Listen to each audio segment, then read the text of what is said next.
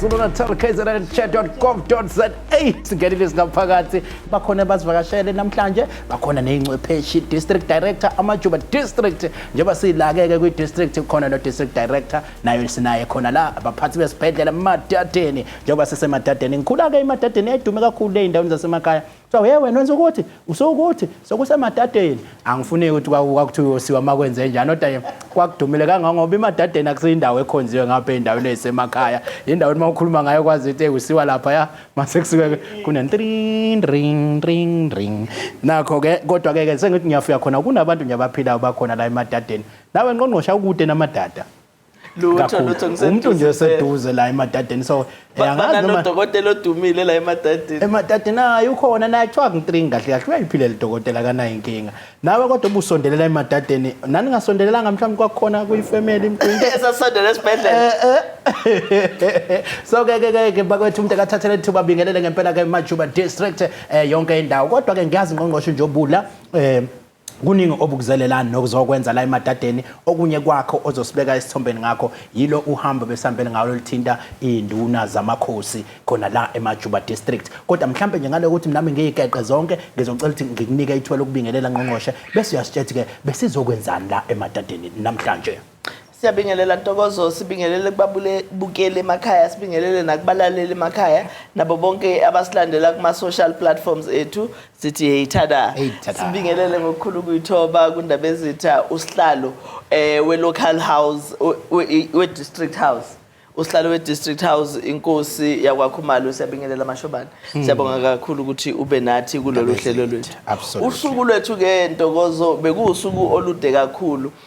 ngicabanga ukuthi umphakathi wakwaZulu-Natali usuyazi manje futhi usujwayele ukuthi sinohlelo silibiza ngokuthi Operation Sukumasakhe lapho ongqongqoshe bonke bama champions kwi district ne district besizile ke namhlanje la eMajuba district ngokomsebenzi ga champion we district uhulumeni kazwelonke oholwa ukhongolose uthatha isinqumo sokuthi induna aziqala ukuhola ziholela umsebenzi eziwenzayo le decision yathathwa ngo2014 kodwa yangalandelwa imali noma kwakukuthi decision ekhona ethathiwe but imali yangafika ebese ke ngo2016 kwaqala induna zaqala zahola kahle ngendlela okuyona yona kodwa kwase kuba negap lapho phakathi ka2013 no2014 ukuthi induna aziholi azange ziyithole leyo mali ngesikhathi imali uhulumeni kazwelonke engayilethanga so sase siba nohlelo ke njengalo hulumeni weprovince ukuthi cha ngoba sesikhulume nobuholi bukazwelonke kwaze kwazwakala ngoba kade sasixoxa nobuholi bukazwelonke sicela ukuthi hayibo induna ziyakhala ziyayicela iback pay yazo sekuze kwavunywa ke so kutheke nasesithola into yokuthi cha ngiyangempela njengoba kuqala unyakazi imali omusha njengoba ku-April nje induna zobe seziholelwa iback pay yazo sasesitha sibe nohlelo lokuvakashela ama-district kulohlelo lwethu ke lama-district siba nemhlangano namakhosi kuqala so that phela induna zamakhosi asikwazi ke ukukhuluma nenduna sibonane nenduna singazange sixoxe namakhosi nokuthi nawo amakhosi angaluzwa lolu daba luyihambele emoyeni akwazi ukuthi azi from the horse's mouth ukuthi kwenzekani abuze lapha adinga ukubuza khona so that neinduna zawo zikwazi ukuthi zibe neinformation so namhlanje kuseni besinomhlangano ke namakhosi saphinde sanomhlangano neinduna lapha bese uyochaza khona ukuthi lolu daba lokukhokhela iback pay leinduna luzosebenza kanjani umunye umuntu angayibuza ke Ntokozo ukuthi kwenziwa yini kungasiye ungqongqoshe wakaKhokta oxoxa lolu daba nangempela ke kodwa phela vele udaba lwamakhosi udaba olukaKhokta kodwa udaba lolu lukahulumeni weprovince lulonke undunankulu ke uMasihleli ubese sicela ukuthi cha ungqongqoshe ngoba akeze ukwazi ukuthi ahambele ama districts onke ngoba unomunye umsebenzi ngaphandle kwalona kubalekile ukuthi sibambisane kuona kwase kuvunyelwa nako ukuthi akube ongqongqoshe abama champions abazoya kuma district bafike bachaza bachaze lolu daba emakhosini, balichaze nokuthi luhamba kanjani nokuthi lifike kanjani. Amakhosi ayazi ke kodwa nawo phela ngalolu daba ngoba nawo kade ayebhizi ekhuluma nohulumeni ezama ukuphusha ukuthi cha phela induna azikhokhela iback pay yazo. So uma ngabe ke sekusetshenziswe ngaleyo ndlela kuyi ubuntu ukuthi siphinde sithi abantu ebesisebenza nabo siphinde sibuye sihlale nabo sikwazi ukuthi sibrifane ukuthi sesisebenze kanjani bese siqhubeka phambili. Ingakho ke silana namhlanje Ntokozo besizosebenza nje lolu daba lwenduna. Absolutely ngebonile ke induna zijabula laphana zaqhwaba izandla zasho ukuthi cha impela kade zalilinda lolu daba. Wazivasho omnye wathi uzwela nalaba sebadlula Nkosi yami emhlabeni nabo babeyilindile le mali odwa uyathemba ukuthi imndeni yabo izojabulela kakhulu lokhu okuzovezwa uhulumeni. Kodwa ngale kokukhulumela ngiyazi ukuthi ke sinayo umntungwa la inkosi yethu uNdabezitha amakhosi asendlunkulu ukhumalo wakaqoma intaba. Yabona ke makhunya ngoqoma intaba insizwa ke kwakuyinkosi le lapha ya kwaqoma intaba bazokwazi ke abakhona la eMajuba district. Ngale kokuchitha isikhathi asikubingelele bese ubapha nje abalaleli kancane ngoba sikhuluma umhlaba wonke lo ukuthi ubani wenza ini ngoba phela abanye kwezinye indawo basobe bengaqondi masikhuluma ngamakhosi sikhuluma ngaNdabezitha. Angibonge mfoka amaphisa ngibingelela umhlonishwa uMEC wakwaHealth okuyintokozo enkulu ukuthi namhlanje ngibe la. Mina nginkosi ke uSiphamandla Khumalo owusihlalo wamakhosi la eMajuba district ungayi Danhouse ungayi Utrecht kodwa wazi nje ukuthi hayi usuku uKhumalo manje siphethwe la isizwe engisibusayo ke silapha eUtrecht kwaqoma intaba traditional council yami kuthiwa kuseMantungweni. Absolutely. Ngiyabonga ngishizwile ukuthi uyalalela kakhulu lolu hlelo uzuthi absolutely and ke wenye amakhosi afiwa kwazi ukusho lo absolutely ngoba amaningi athi absolute bese ngamfaka uli kodwa ke ngiyajabula ngoba uyalilandela kakhulu uhlelo. Mhlambe ke njengomuntu obenawo behamba phambili useqhulini okutheni lolu daba nelisukumela nilekelela induna mhlamba usibeke nje isithombeni udaba elilemukeleke kanjani la eMajuba district makufika indaba zokuthi cha nakho ngathi sekuyalunga ebenikade nikulwela kankaka. Okokuqala nje ngiyafisa ukuthi mfoka amaphisa ngqongqoshe ngithokoze kakhulu ukuthi namhlanje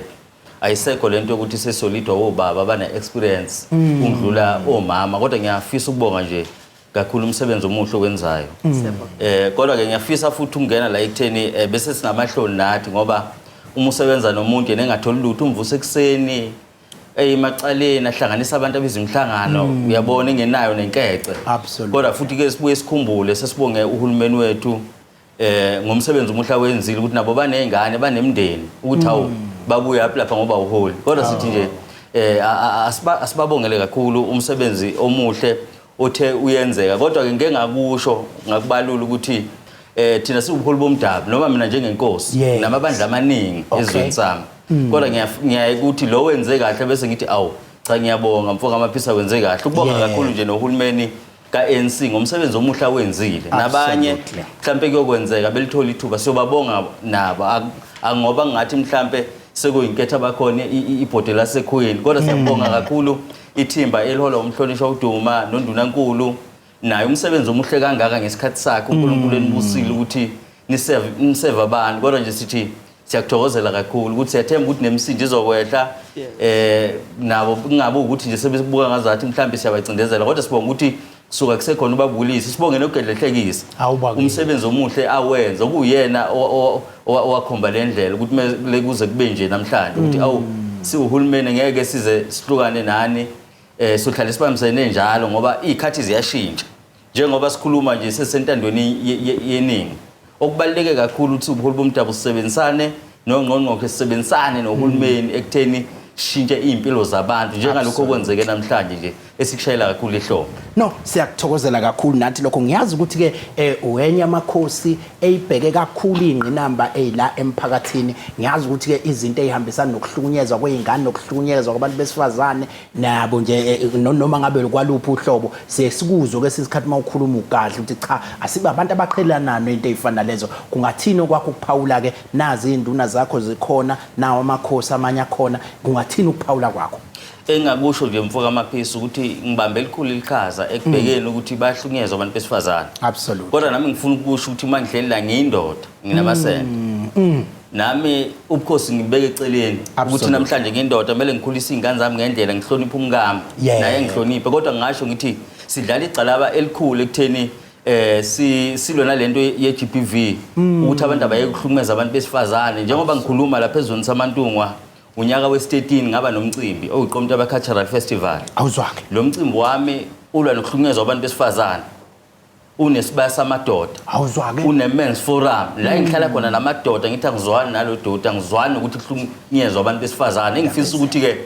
nathi siningizimu Afrika noma ngabe ubani okhona sengathithi singaba nendlela yokuthi uma behlukumezeka abantu besifazane omakhelwane sibambe iqhaza elibalekile ekutheni ungabuki nje shaywa kodwa nawe kube nendlela omsiza ngayo ukuthi hayi angithinta amaphoyisa kodwa ke indlela esisebenza ngayo siyayisebenzisana nezinduna ezigodini ukuthi azilwe nalomkhuba ongcole kangaka wabantu besilisa abangewona amadoda bahambe behlukumeza abantu besifazane engisho ukuthi ke nathi sisekhaleni kakhulu ekutheni silwisane nokuhlukunyezwa kwabantu besifazane nawo wonke amakhosi asendlunkulu nokuhlala kuyintokozo Nkosi yami manje sinike ithuba elifana naleli kodwa mhlambe nje umlayezo ke ukugcina ongaba nawo ofuna ukudlulisela isizwe nje njengoba sesithola ithuba ukuthi ukhulume nesizwe bukhoma namhlanje engifisa ukusho nje ukuqala bakwethu siyalisogxeka amaphoyisa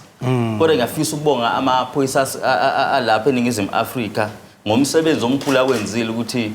insolabo yenkulu ebisijampelele kuTanzania igcina itholakele beumdlwengulo ngoba zwani nokudlwengula azizwani nokuthi hlukunyezwa abantu bebulawa siyawashayela ihlombe kakhulu ngiyafisa nje sengathithi singabantu bakithi eSouth Africa ngipromote kakhulu into engiyibonayo ukuthi abantu abasafuna ukudla imshanguzo okay silwa kakhulu singamakhosi ukuthi uhulumeni usinikile ithuba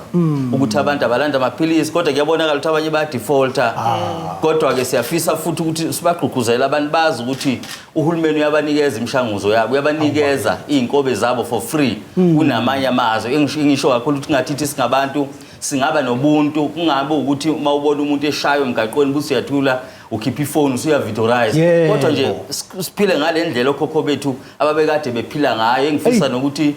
abantu sengathithi bangabuhlonipha kakhulu ubukhosi basazi nokuthi ukudelela inkosi usukuqedelwa izibusiso la kodwa nje sengathithi singabambana siwuzulu omnyama support kakhulu nohulumeni wethu sibamisane nje kukho konke ilokho nje ngifisa ukusho mfoka Mphisa hayi cha anginike uNgqongqoshe ke kube uyena mhlambe ke okusukumisa abangivumelekile ukusukumisa inkosi mina no asibonge kakhulu Ntokozo sibonge kakhulu indaba ezitha ngaleli thuba ngicabanga ukuthi enye yezinto undaba ezitha kade ixoxile emini ngesikhathi sikhona ukubambisana kakhulu kazi indaba ezitha phakathi kobuholi bomdabu amakhosi ne Department of Health ikakhulukazi kwi-province yaKwaZulu-Natali uzwile ukuthi undaba ezitha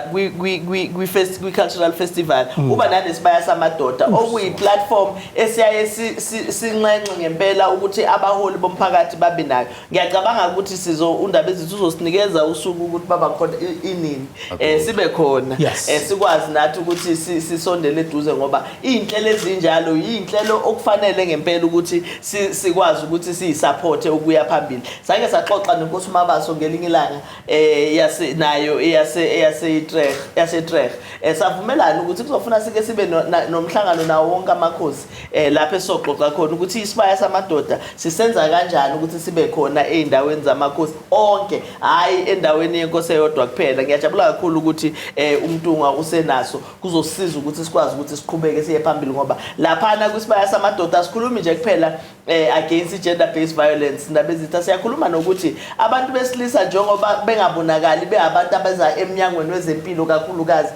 sisizana kanjani uyabona nje ngihlale ngisho la ukuthi kunesifo esibulala abantu besilisa i-cancer okuyi-cancer yabantu besilisa anginalo igama lesizulu indaba ezitha kade ngangilifuna ngilitholi sengize ngalibiza ngokuthi i-cancer noma umdlavuza umshini womuntu wesilisa uyabona ke leyo cancer leyo ibulala abantu besilisa kakhulukazi abantu abamnyama kuphela kodwa ungazucabanga ukuthi ibulala abantu abamnyama ngoba i-racist cha yingoba abantu bakithi abayi eMnyangweni wezeMpilo lento ekhona okuthiwa abatheste unyaka nonyaka basheshe bayibona ukuthi khona yini ngoba iyelapheka yona but ngoba abasondele eduzane isiqhamuka sekuthi umuntu uthakathiwe kuthi waye mhlawumbe unelumbo noma unani zonke lezi zinto ezenzekayo kanti ingoba icancer. So kubalekile ukuthi uma sisondele eduze nani indaba ezitha kuma programs aranwa yini siyixoxe zonke lezo zinto. Ngiyojabula kakhulu ukuthi simemeke kulo mhlangano. Ngiyazi ukuthi ubusushilo vele ukuthi uyacela sisondele. Ngijabula kakhulu indaba ezitha siyabonga. Ngiyafisa nje ngqongqoshe ukuthi nginane program ethi amadoda kusasa ekhulisa intsha ekutheni ibe obaba bakusasa kupho okundelekile nakhona nokuthi ke ukubonga izibhedlela sisebenzisana nazo njengenimeya nje ekutheni sithatha abafana bekwenza circumcision babathathe ngengqola zabo kodwa nje ukubonga kakhulu namagama akho ngeke ngisona kakhulu sikhona la nesicelo bususenzile ngenimeya ndaba ezitha kunjalo ukuthi okhokho bama abaningi bahambele khona kodwa ke siyafisa ukuthi ngoba sekuyintando yeningi sekuphila thina manje phela amagama ashintshe oswarikopi obanibani onimeya ke sibuye ngoba njengento yakithi abantu abampisholo ukuthi zonke izakhiwe ikhona mhlambe beside i-Utrecht nakwezinye indawo bizwa ngamagama okhokho bethu amakhosi akithi. Mina ngakuhlebela ukuthi mawungamphathisa umphako ngoba uya lapho uyomemezela ibudget anti ibudget ipolice mawungamphathisa umphako ukuthi awunizameleli igama mhlawumbe ngafike selisho kube yilo egama eselinamathela kodwa ngiyahlebela nje nami kundaba ezitha hayi ngiyofika ngephupho namhlanje andaba ezitha siyabonga kakhulu igama lehlelo i-KZNHealthChatDotGov.za uhlelo lethu loMnyango wezeMpilo KwaZulu-Natali la eMadadeni esibhedlela sethu ke ngempela esila eMadadeni elokishini sihambele ke noNgqongqoshe ukuze ngempela silethe uhlelo lwakho eseshilo ukuthi nala yini ngempela besizoyenza esesichazelwa sibeka kamnandi esithombeni Ngqongqoshe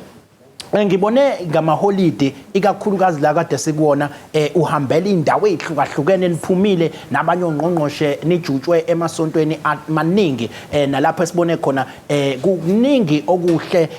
khona nala ngibone khona usushumayela ngqongqoshe nami ngaze ngathi haleluya ngabona ukuthi uhamba nathi engathi lento yokuba umfundisi yakulandela ngqongqoshe ungagcina mhlawumbe usumama umfundisi ngelinye ilanga ngeke sazi kodwa ke khona insizwa nje kwelinye lamasonto lapha eMlaze bese kulo ebele ukuthi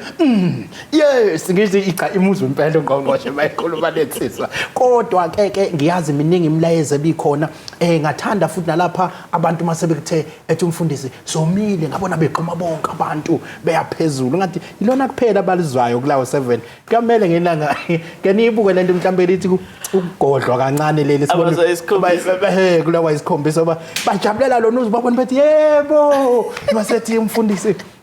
somile angazi ke abese hamba ke namanye lokho kunye egcineni eloyi basobe bengasezwa abantu awusubone sebeyibambe lapha kodwa ke cha angingadungi lokho esikubone nihamba nikwenza ungasibeka usithini nje ngempela entweni yenzeke ngephasika no asibonge intokozo ngicabanga ukuthi okokuqala nje kufuna sibonge ukubambisana phakathi kahulumeni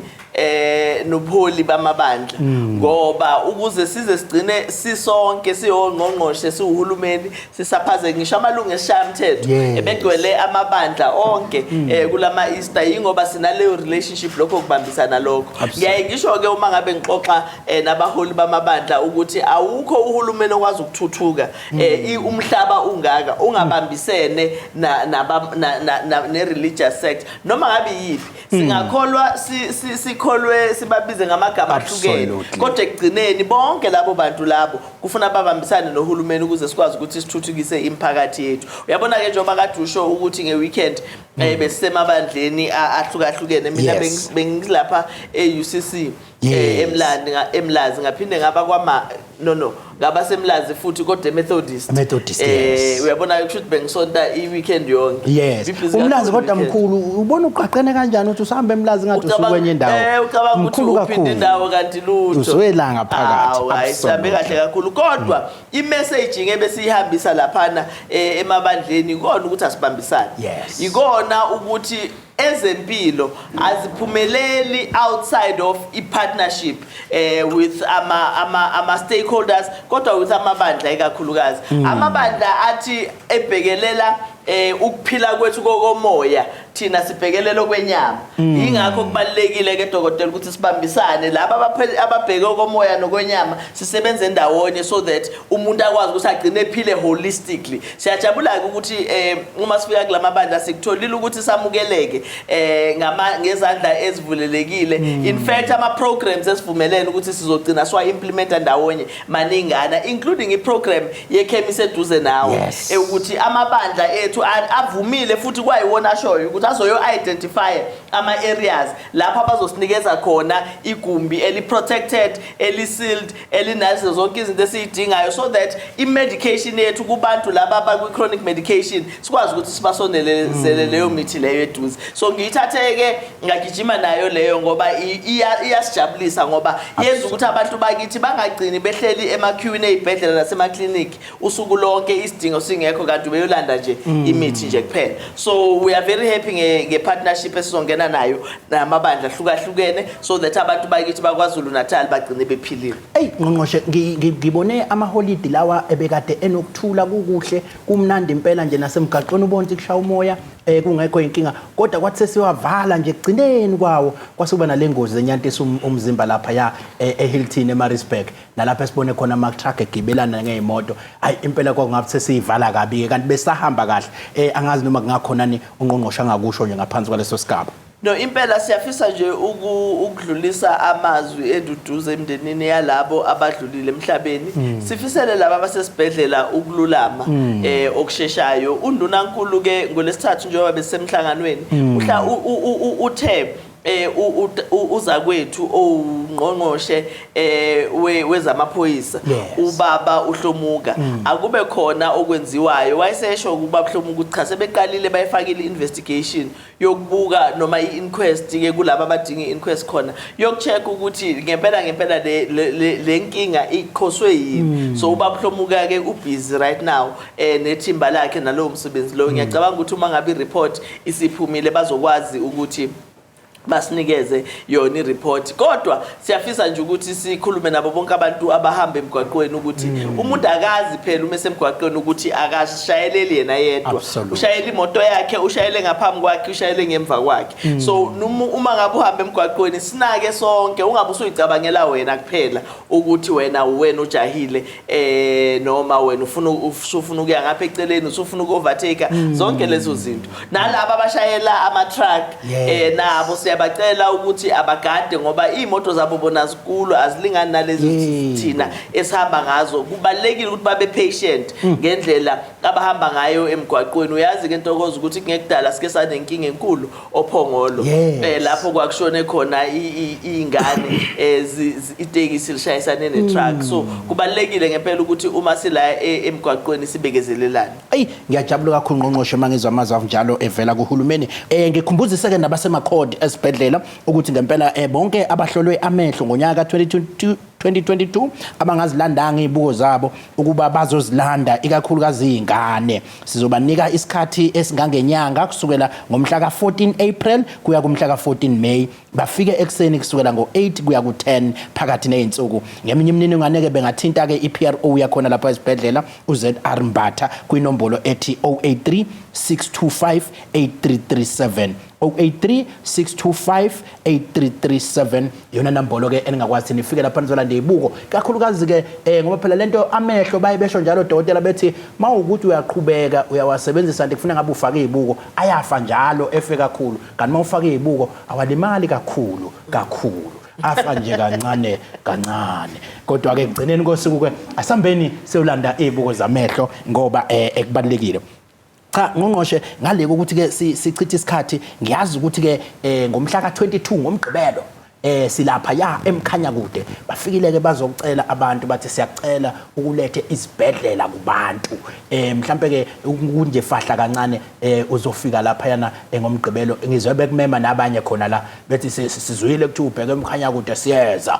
umeya lapha ubaba usiphile Mdaka usimemile ukuthi uthi uyasibona Ntokozo sihamba iprovince yonke sihamba nesibhedlela kubantu uyasibona iprovince yonke siletha ama services emphakathini kodwa bengakasiboni eduze umeya we district ke loyo ubaba uMdaka othe cha na kanjani uyacela kungaze kuphele u2 weeks singafikile hayi ke sabe sesibanikeza kusuku so usuku esinalo esiya ngalo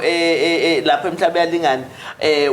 umhla ka22 remember phela ngithi ubaba uMdaka ulid district yonke kodwa kule district uthena ke buka ukuthi yipi indawo abona ukuthi ngempela i-district wasinikeza indawo yaseMhlabeyalingana siya lapho uyabona ke kudingeka abaholi abanjalo ndokoza abafana nobaba uMdaka abazi ukuthi noma yena engasebenzi eMnyangweni wezeMpilo kodwa uyabaza abantu abasebenza eMnyangweni wezeMpilo futhi uyakwazi ukubabiza abasondeze eduze siyoba siya lapha ke siya ngaye siyabonga ukuthi nanenhlangano kaKhongolose eyasithumelela yena uMeya uMdaka yasithumelela umuntu okwazi ukusebenza umuntu owazi ukuthi yini edingwa abantu yini edingwa umphakathi kodwa lapha eMhlabeyalingana sobe siletha ama services onke esikwazi ukwakhipha esibhedlela yabona nje into esiyobe singakwazi ukuyenza ngalola suku ukuthi sikwazi ukuthi si-operate umuntu ngoba sisobe sisobhuqwini kodwa konke okunye siyobe sikwenza abantu abezukhokha lutho abafike basondele bazothola ama services kukhona kodwa okusakhlinza yize noma kungasiki ukuhlinza ngoba ijwabu balicwacuza lapha nalabo bangasokile Ntokozo abasondele ngoba sinayo i-truck enkulu esihlukanisiwe manje icishe kube ngathi amagumbi impela operate siyoba siyababiza futhi nabangasokile ithuba likhona abasondele kuthatha nje u30 minutes alisekho kuthatha nje u30 minutes umuntu useyakwazi ukuthi angifisi ukungena kulelo ndaba lakho umuntu useyakwazi ukuthi ahamba ekhaya ngoba usuke saphila sithi ke ukusoka kubalekile ngoba kunama health benefits abantu besilisa siyaba encourage ukuthi beze bazosoka ngoba iya assista ekutheni i-reduce i-infection i-reduce ukuthathela ukuba nezifo ezithathelana ngocansi uma ngabe umthanda umuntu wakho uthi uyamvikela enye indlela yokumvikela ukuthi umvikele ngalendlela so abazobe besoka bakhona nabezobe betesta izifo i-cancer umdlavuza nabazobe betesta umdlavuza for instance umdlavuza wesibeletho kubantu besifazane sizobe sikhona lapha abeze bazotesta umdlavuza lo engithi umdlavuza womshini womuntu wesilisa abeze sizobe sizotesta asikho isifo esizobe singakwazi ukudila naso ngalola suku njoba ngishilo nje into esingeke sikwazi ukuyenza ngomhla ka22 ukoperate kuphela nokubulala ngesikwazi ukwenza konke lokho kodwa nje sizobe sinani lapha eNtshongwe endaweni Ntshongwe Sports Grounds kwaMhlabeyalingana ku Ward 19 fikani ngobuningi bene kweba kwethu sobe sihamba noNgqongqoshe no absolutely uzobe khona lapha angihambe ngiphethe odokotela amanesi ayikho into engekho bonke odokotela owamehlo owamazinyo namadhinya khona amadhinya uma ukuthi odokotela bamahlala khona baka amahlala khona ayikho into engekho lapha ngiyanimema bakwethu ozani ngobuningi benu cha Ngqongqoshe ngiyajabula ke mawuthi bazosibona ngempela siyifikele ngobuningi bethu khona lapha kukhona ke abangenile lapha ku Facebook page Ngqongqoshe abanemibuzo engizoceda nabo ke sibathathe ngoba siyabamema lapha ku page lethe lithi KwaZulu-Natal Department of Health KwaZulu-Natal Department of Health ngicela ukuthi ke siyibuke imibuzo yabo ngoba ave kubalekile ukuthi sikhombise ukuthi siqhumene kakhulu nabo njengoba luqhubeka uhlelo ngizoqala lapha ngentokazi uEnhle Zulu uthi ngibingelele uMageba lo ngibingelele kuwe mhlonishwa wethu uNdunankulu awu ugeja lapha mayesethi uNdunankulu kodwa ke bengithi bakithi angizikhalele ngibuze ukuthi ke lapha nesibhedlela kwaMasho nisaqhasha yini ngoba phela nakho ngisebenzela kude nasekhaya ayikho indlela yokuthi ngibuyise bakithi ke ngizosebenzela ekhaya nemali engiyifakayo lama ngithi ngifakele izingane ekhaya igcina iphelele emgaqweni kanti mangingaba ngasekhaya kungakwazi ukuthi ke ngibe nemadlana eningana uthi uRN ngokwe profession uRN ukhanyile Sibonga hayi mina bakithi ngibonga leli thuba ngibingelele wonke umuntu okuleli ithimba lika mama uNomagugu kanye nabasebenzisana nabo ukusho ubala nathi nani madoda niyabalo lapho nawo bonke abakhona lapha niyabalwa abakwethu uthi ke mama kuyeleya ndawo yakithi yipi yona le ndawo mina ngiyujabulane wakwaNdwandwe lapha yakwe lasebaqulusini uthi usebaqulusini esigodini sase Hlangwane akusenhlongwane ngiyacanda inhlongwane but uhlangane la ngiyacanda inhlongwane mama kule ndawo yakithi namanje kusenzima kakhulu ukuthola usizo lwezomtholampilo indawo okufanele ihanjwe ngabantu bakithi kuze bethole usizo kwezomtholampilo inde kakhulu noma ngabe ngabantu abasha ilulile kangakanani ke abadala isuke ilule indawo makufanele unemali u60 rand ogcina ukhokha makumele uye clinic kodwa nje kafushane uthi bacela iclinic lapha ya ngiyabona mhlambe bezwe ngoba kukhona lapha ya kade ukhona wayikhulumisa indaba yeclinic ebanqulusini mhlambe sebonta akenathi ke sigadle ngawo siwafune lama clinic ngoba bakubona ukuthi mabekuthinta ngeclinic unawo umsaba ama clinic kule insuku nangu-ke la kuyakhanya kuzolunga angazi igama ke lesibongo leli kuyakhanya kuzolunga uthi sawubona ngqongqoshe ngicela ukubuza uma ngisuke eKZN ngokuphuthuma mayelana netoho ngiya kwenye indawo njengaseGoli noma eKapa ungani bengangivumeli ukuthi ke ngikwazi ukuthola amaphilisi ami omshanguzo bathi bangifuna incwadi referral letter nakho ngizoze ngife kanti mina bengikade ngibona ukuthi ngiyafisa ukuthi ke ngiqhubeke nokudla lamaphilisi kusho ukuluyakhanya kuzolunga unhlaka bese kuzothi galela sawubona mhleli ngisacela ukubuza kuNgqongqoshe ukuthi thina sisebenza eprivate hospital angazi ke lapha kuma hospital la kuseya wakho nawo Ngqongqoshe ngonyaka owodwa as an ENA sivalelwe ngaphandle ukuthi siqhubeke imfundo yethu especially ezikoleni zikahulumeni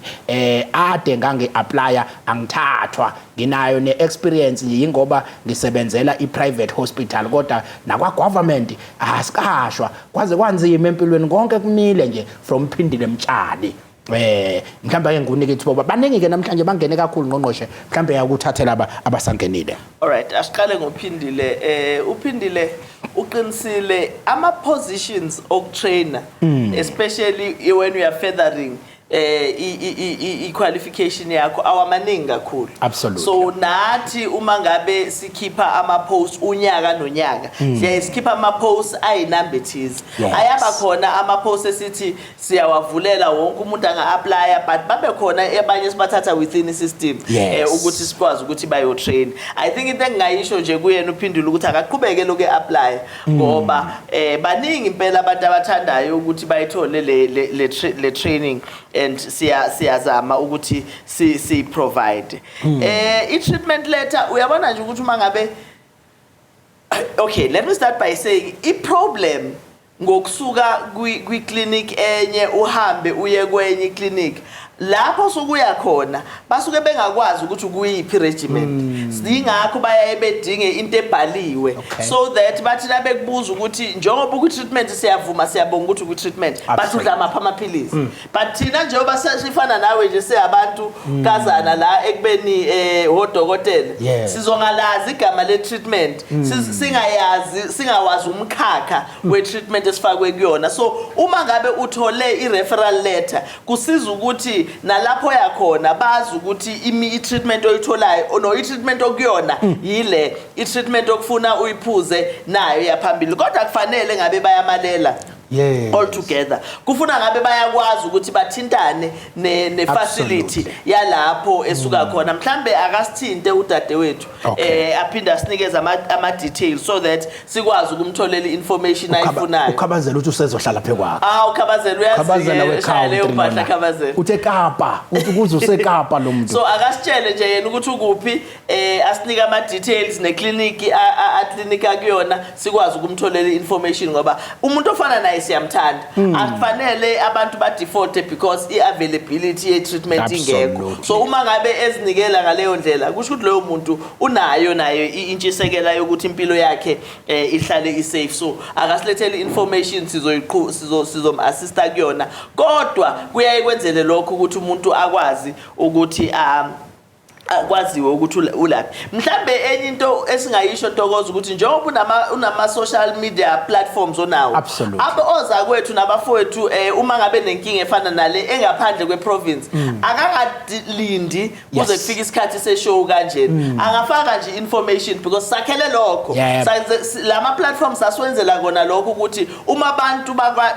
bakithi bedinga ukuxhumana nathi siuMnyango wezeMpilo abakhulume nathi lapho so in future na omunye umuntu medinga usizo akavela ngene kuleyo platform njengoba ushilo ukuthi kunodadewethu nabafowethu abahlale beligadile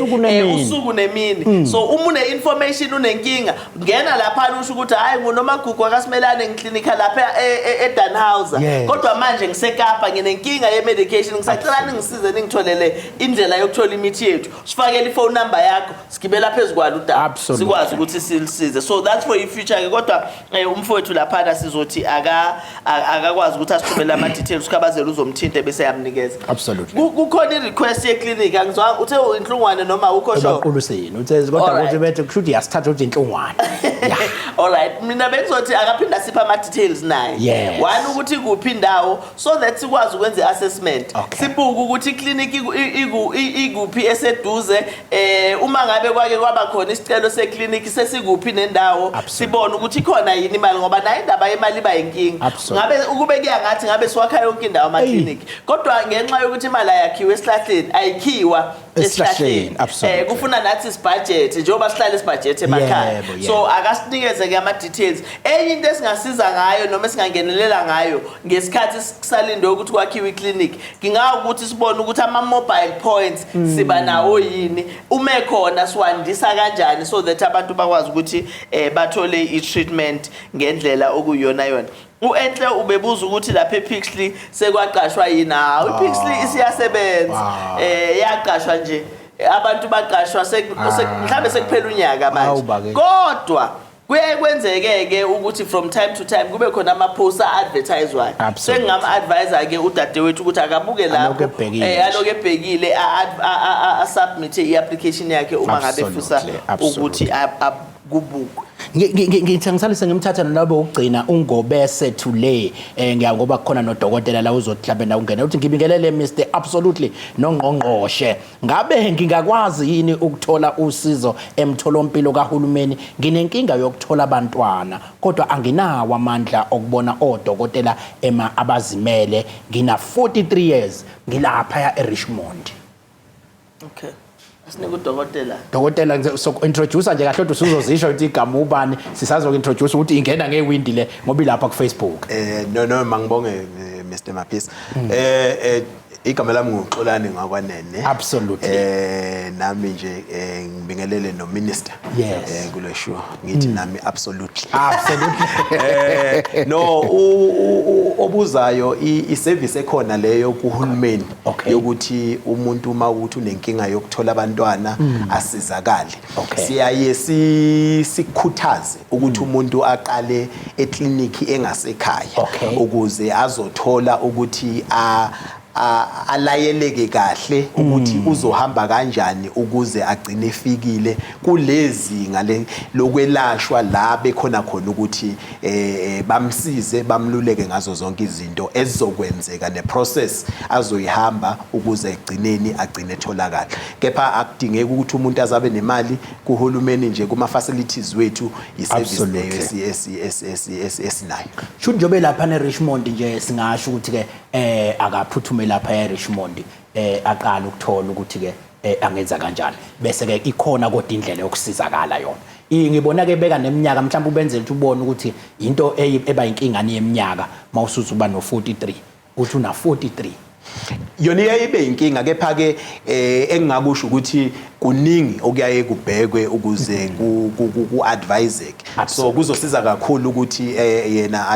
atholane noMnyango ukuze azothola yonke information ayidingayo ukuze azothatha isinqumo ngoba egcineni uyena okumele athathe isinqumo ukuthi kuyaphambili uhamba kanjani no ngqongqoshe ngiyathemba ukuthi ke ngoba nesikhathi nasi ngathi sihambile bengibafisa kodwa bambalwa lapha yaku 0767047493 nombolo yethu lo ungangena ngayo emoyeni njengamanje ukwazi ukuyibuzela ke sinayo uNgqongqoshe ukhona nodokotela nje basenizwile eseyishilo udokotela uNene uthi ke usinaye la ziningi ke ingqinamba esiyesibhekene nazo ngempela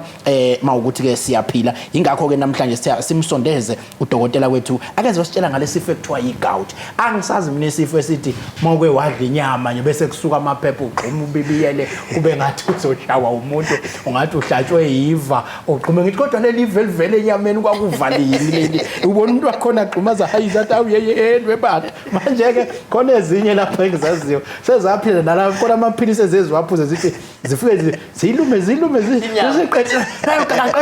kusuka amaphepha abanye baze beyibhalantise ngamaphilisi kodwa ke ngiyazi ukuthi ngufaka ngewindi Dkt Xolani Nene i-manager eMadadeni hospital uyena ke osiphathele odokotela khona la eMadadeni but ke ngicela ukuthi introduce nje kahle ke usitshela ukuthi usuka kuphi sesithanda ukuthi masithola abantu yabona abafunde bagogoda njengani asitshele nanokuthi ufunde ephe ema primary ema high school ukuze simotivate nabantu lapha emakhaya ukuthi hayi kuyenzeka nakuwe uma ukuthi wafunde lokishini wafunde emakhaya sikwazi ukuthi ke sithole yonke le information kodwa ngaphambi ngikufake nangu usithembiso sithole wesithembiso uyaphila yini nu usemoyeni sawubona Hello. Yebo Sithembiso right. Ngiright niyaphila. Siyaphila mfowethu ukuphi nendawo? Usithembiso lapha eNewcastle endaweni yasoSizweni. Osizweni yawo. Siyajabula kakhulu Sithembiso nangu uNgqongqoshe kuthini okwakho ukuphawula noma ukubuza? Ngibingelele kakhulu uNgqongqoshe. Ngiyaqala ukukhuluma noNgqongqoshe millennium. Lokho wazalwa. Awu. Hey. Siyabingelela Sithembiso. Yebo ngiyabonga noNgqongqoshe. Umbuzo wami noma angazi ukuthi umbuzo yini. Ukuthula nje ngoba isimo ikakhulukazi zokukhulumela isayidi lamadoda. Amadoda ayasaba emtholampilo. Akazi noma sabonesi noma asaba izinto ezitholampilo. Kangangokuthi amanye ashona ngefanele. Kanti-ke uma uba-compare nabantu besifazane, abantu besifazane baye emtholampilo noma ngingengane nje uyaye emtholampilo. Ngoba noma ungamisa amadoda awu-10 manje uwabuze ngesimo sawo se-BP noshukela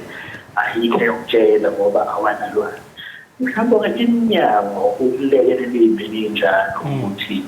iy'ndawo ezingamaklinikhi akubulawa muntu.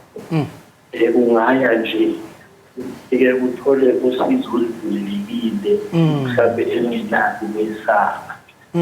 Ngenzeka kanjani lo? Ayibonge kakhulu ithuba. Uzolalela emsakazweni. Yebo njobo. Lalela emsakazo kodwa ukhulume naye ngqo namhlanje awumbingelele futhi Ngqongqoshe uyajabula.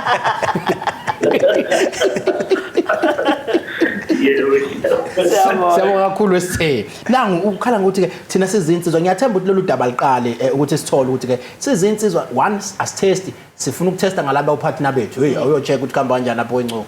abuya thatha kuthiwa ngiyaphila athi hayi siyaphila sesiphila sonke siyasaba ke emakliniki ukuwayiphawula futhi nasesontweni le ndaba ushumayela lapha kahle kakhulu washo wathi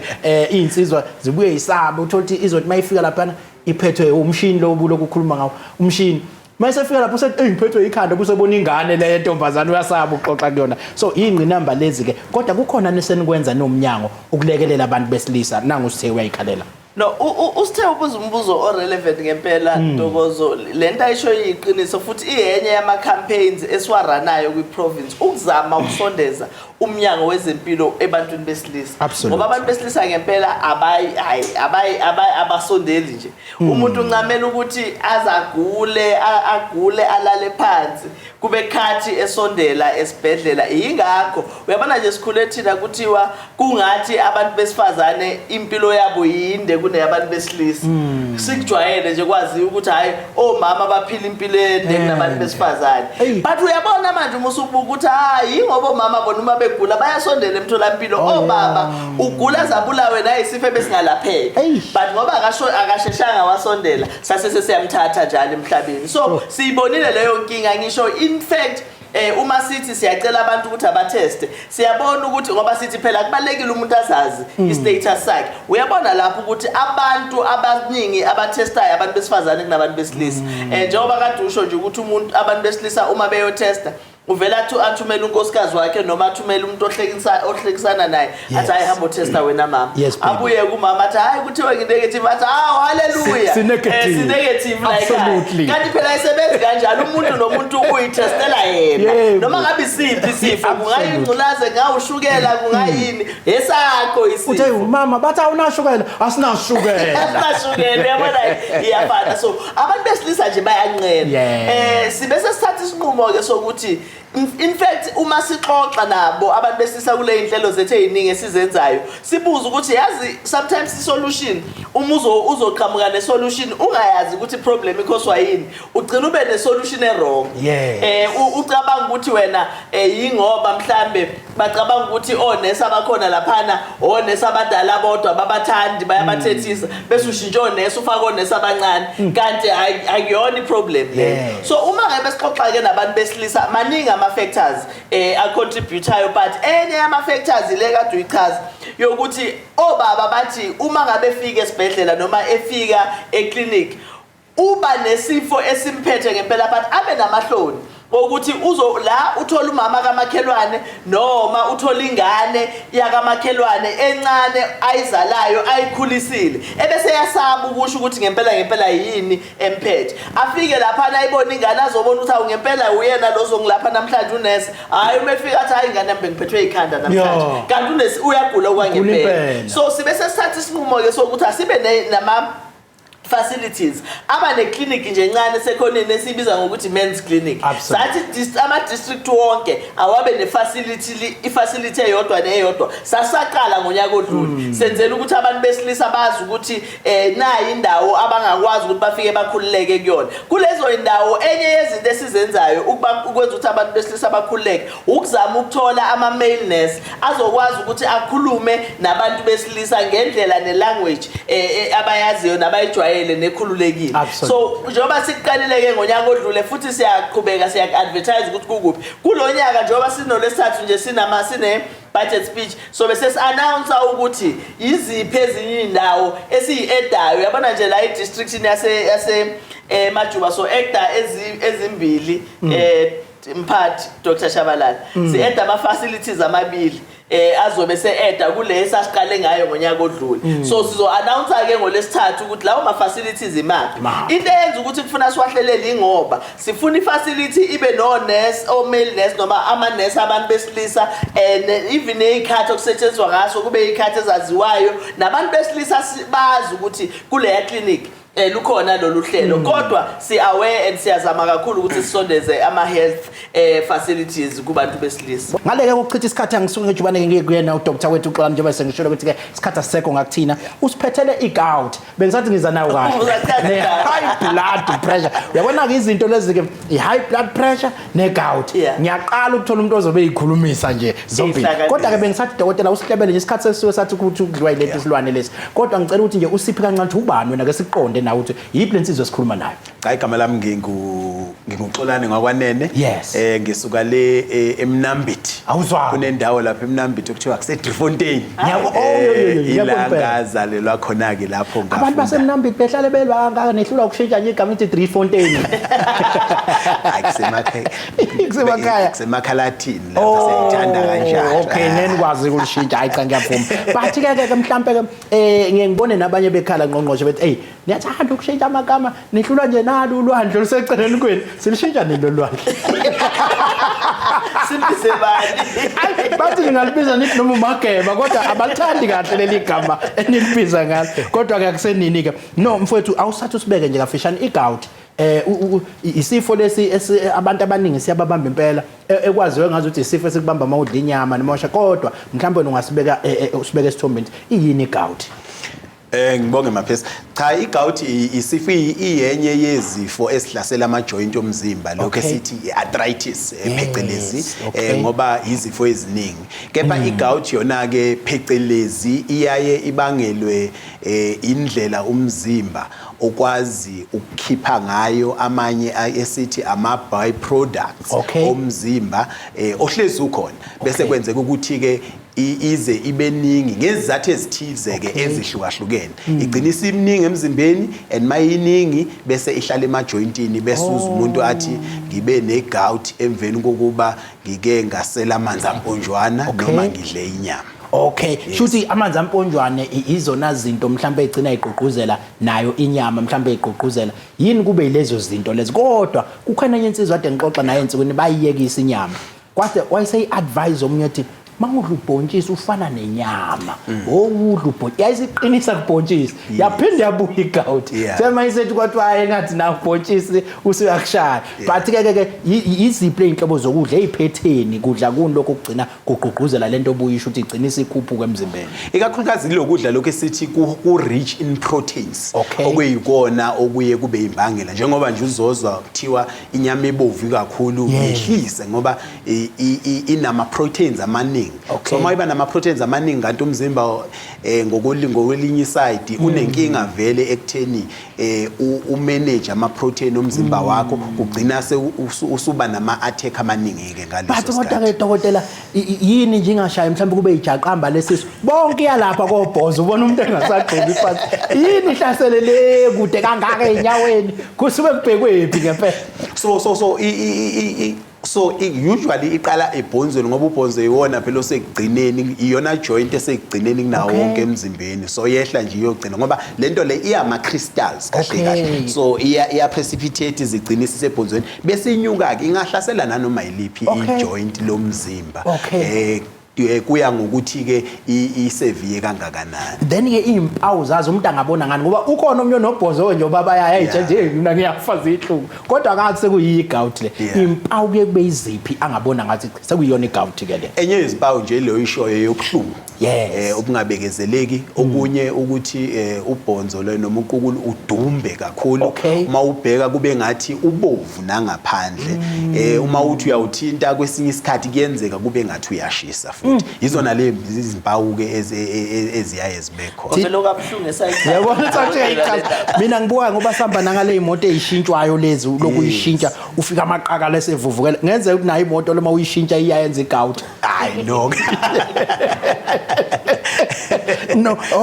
kodwa ke ngiyajabula ibuka ngathi ithinta amajoyinti mangikuzwa kahle hle no ngiyacabanga ukuthi ke ngala kuyigout ungiphendule kahle kakhulu kodwa ke ungathini umlayezo ongawunikeza ke umhlali nje mhlawumbe ungenzeka ukubunayo igout le yini into eneni bayale ngayo abantu abanesifo segout okubalekile siyasithi ke kubalekile nje kukhona konke ukuthi uzinakekele izinto okungamela ukubheka ukudla okudlayo udla ukudla okunempilo nokudla ikakhulukazi imfino futhi nakho ukuzivocavoca kuyasiza futhi kuyona ekutheni manage igut nokulawula ke isimo sesindo somzimba wakho kubalekile kakhulu manje uvela ubale zonke lezi zinto engazi ukuthi hey inkosi ngathi ukhuluma naye uhlasela uyagadla and ngiyambona ukuthi udila nathi kanti akazi into yakhe ingihamba nophezalo endoda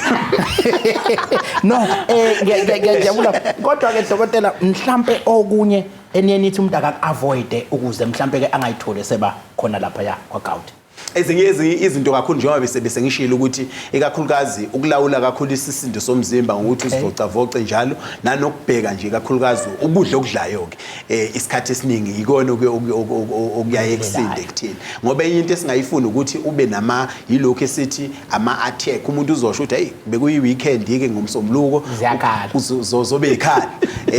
kube ngcono aphuza amaphilisi kube ngcono nanga next weekend kanjalo njalo so yilokho esingafuni ukuthi kuze kwenzeke ngoba yikona lokho kugcina sekubangela ukuthi kube nento esithi umonakalo opermanent kulelo joint lelo ehlezi li affected. But umbuzo ngamkhulu ukuthi iyelapheka yena ngoba ikona insizwa ihamba namaphilisi anayelo nje. Iba kuma sithi nabafethu kodwa inyama iyayithanda inyama. Bese sithi ilumi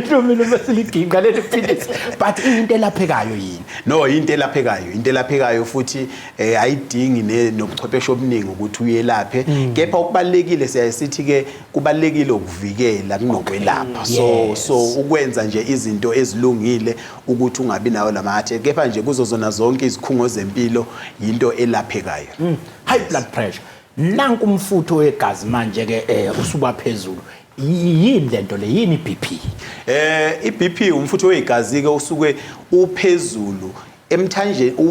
emthanjeni yegazi. I-pressure ikhona vele emthanjeni yegazi. Kepha kuyenzeka ukuthi ibe ngaphezulu ngokudlulele emveni for isikhathi eside yilokho la sesithi khona ke unesifo se high blood pressure. Usuke kubangwa yini lento yini lesiyenza ukuthi ke kuzobe nalomfutho manje sungaphezulu kwe ziningi izinto ezijwayele ukubanga kepha nje nakho ukukhula uma ngesikhathi uba mdala kuyenzeka ukuthi ube nayo ile esayisithi essentially ke leyo engaba khona nakunoma ubani kokunye ke nakho indlela esiyiphatha ngayo ukuba nesisindo somzimba esingalawuleki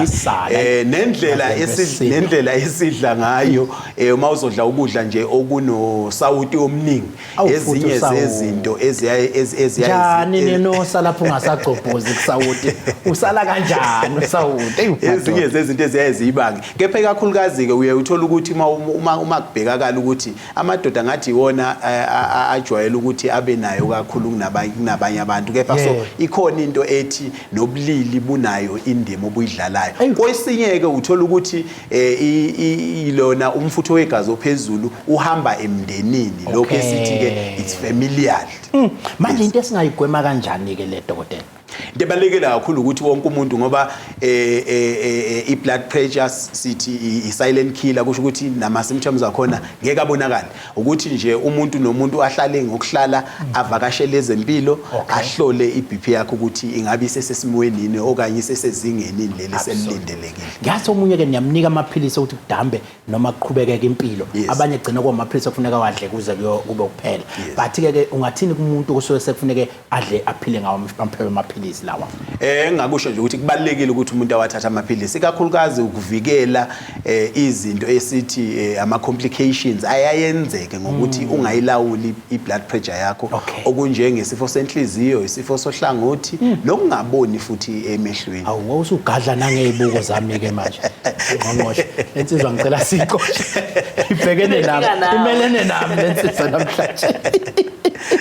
kodwa ke mhlawumbe iziphi ke impawu ke enizona nje nazi ngempela impawu mawusubona lokho sondela impela kodokotela kusuke sekuyimpela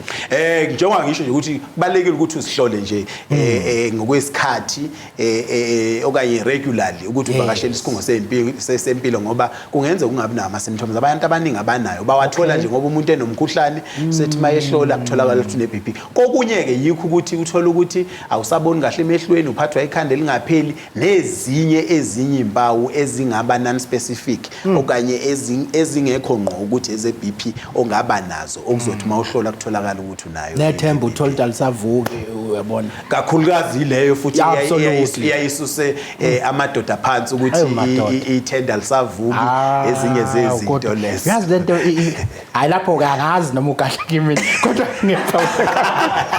asibuye la ukuthi mfowethu amazi okugcina ungawadlulisela nje kubantu kakhulukazi la eMadadeni nisebenza ngabantu baseMadadeni iziphi izifo abantu abapresenta ngazo kakhulu bengagwema kanjani umlayezo nje ungasuka esibhedlela uye kubantu baseMadadeni no ngibonge kakhulu lapha engakusho nje kakhulukazi ukuthi yonke into kuma health facilities wethu ikhona if ukuthi unenkinga unganqini ukuya kuma health facilities and futhi konke uzothola nje konke ama institutions if ukuthi unenkinga noma ngathiwa yini izinamba zabaphathi zihlezi zikhona kepha nje asikho isifo esingelapheki asikho isizathu sokuthi umuntu ahlale ekhaya ebegula engaphathekile ekubeni uMnyango wezeMpilo ubukhona ungakhona ukukusiza nanoma yini ngoba masingakhona ukukusiza eMadadeni sizokudlulisela futhi kwelinye izinga elingaphezulu lezempilo ayi wayigoqa kamnandi ngqongqoshe lolu hlelo livalwa uwe Siyabonga kakhulu Ntokozo sibonge kubalaleli nakubabukeli emakhaya sibonga naDkt Nene ke information asinikeze yona uyabona ke kusize ukuthi ube nomuntu wesilisa okwazi ukukhuluma akhulume ngezifo zabantu besilisa eziqondene ngoba njengoba sitshila abantu besilisa bayaslupha dokotela so uyabona ke na sike sathi ngelinye ilanga uDDG omunye sithi sifune zazo sixoxela la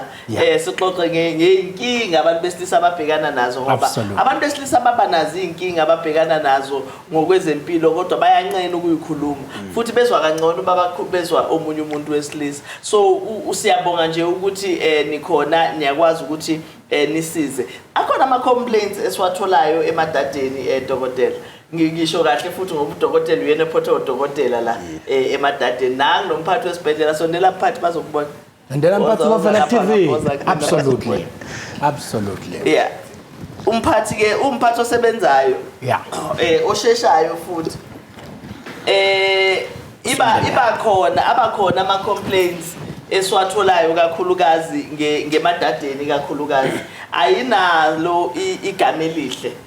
isibhedlela sethu noma thina sazi ukuthi niyasebenza kodwa abantu mabexoxelana ngaphandle igama lethu ligama elingekho lihle kahle hle so siyacela nje ukuthi niqhubeke nomsebenzi omuhle niwenzayo kodwa bese niyandisa futhi nenze abantu esisebenza nabo babe aware babe conscious ukuthi imiphakathi yakithi kufanele siyiphathe kahle. Kwesinye isikhathi umuntu uyakwazi ukuthi umlapha umnika amaphilisi amlaphayo but indlela omkhulumisa ngayo kube yiyona emphula umphefumulo agcine ephumile ethi akasizakalanga kodwa bekutholile akade ekuzele but because of indlela esimtreat ngayo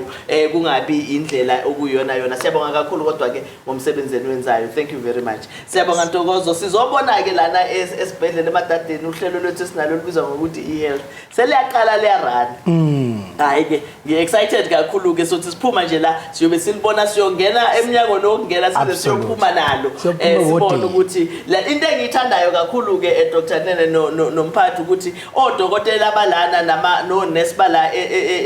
eMadadeni ngiyayithola i-report ukuthi ibona ba excited ngokusebenzisa le process le program yethu e-health. Ngiyakujabulela kakhulu lokho ngoba kuzokwenza i-treatment etholwa umphakathi ibe ngcono, izokwenza i-care that is received by i-client yethu to be much better. Siyabonga kakhulu. Yezwa ke mase uNgqongqoshe sekhulumile kumele ke ngihambe nami ngisakhuluma kodwa ngifuna ukukhumbuza ukuthi ke ngomgqibelo mhla ka-22 ungaphuthelwa lapha eNtshongo ku-119 sobe sikhona isibhedlela kubantu asifikeni ngobuningi bethu uzobe khona uNgqongqoshe enqhawuleni haga kuzobe kumnandi ngale ndlela le bese ke lapha ya emakhodi labo okuyibona ababekade bethathe ibuko sicela nihambe noyilanda nithinte no PRO khona uzonika information yanele kulolu hlelo sivalelise sithi kulungele ke bye.